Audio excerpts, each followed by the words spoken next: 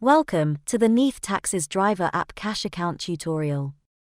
In this short video we'll show you how to accept and clear your cash account jobs. To accept a new job offer, press the blue button on the bottom of the screen. This takes you to the dispatch information screen, which gives you all the info you need about your current job, including customer details. Note the top right-hand corner. Job type is Set Pay in Car.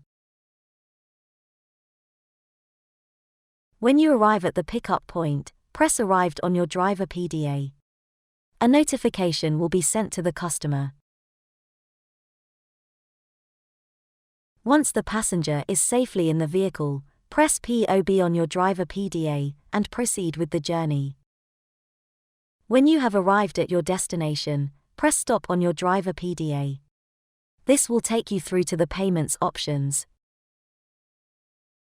Select either the Cash tab, if the customer is paying cash, or the SMS tab if the customer wishes to pay by card.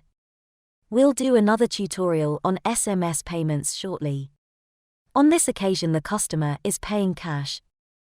This will clear the job and put you back as available.